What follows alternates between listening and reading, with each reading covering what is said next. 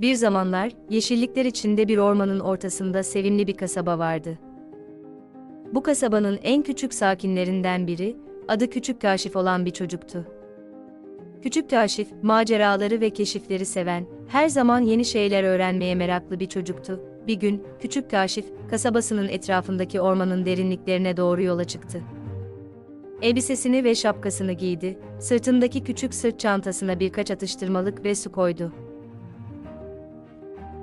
Hedefi, ormanın derinliklerinde kaybolan efsanevi bir haritayı bulmaktı.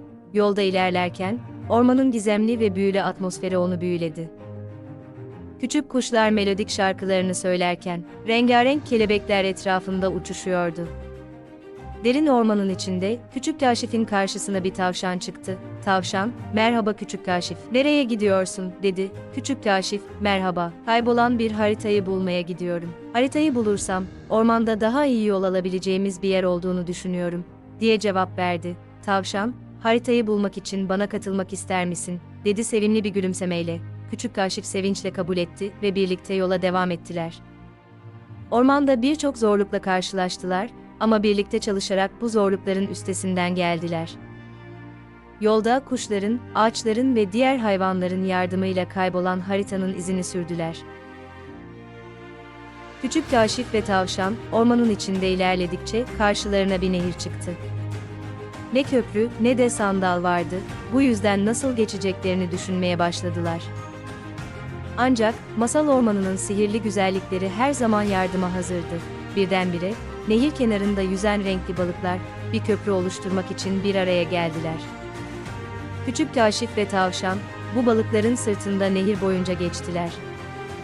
Balıkların melodik şarkıları eşliğinde, nehir maceralarıyla başa çıktılar. Yolda ilerlerken, ormanın derinliklerinde bir mağara keşfettiler. Mağara, renkli kristallerle dolu ve bu kristaller, etrafa ışık saçarak mağaranın içini aydınlatıyordu.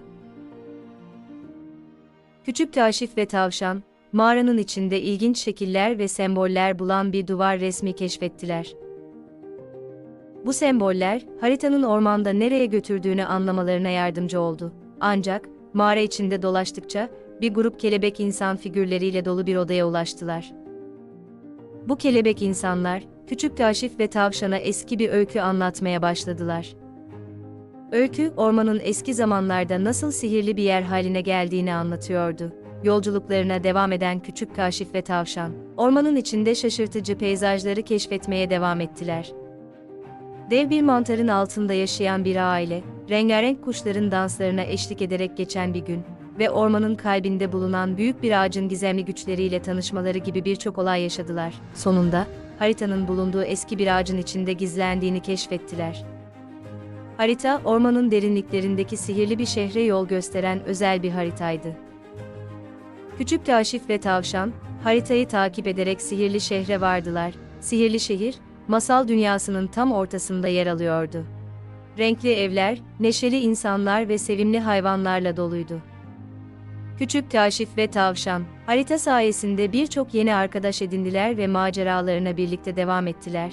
Ve işte, Küçük Kaşif ve tavşanın ormanda geçen uzun maceraları burada son buldu. Ancak, onlar için yeni maceralar ve öğrenilecek daha pek çok şey vardı. Küçük Kaşif ve tavşan, masal dünyasında yeni keşiflere hazır bir şekilde yola devam ettiler.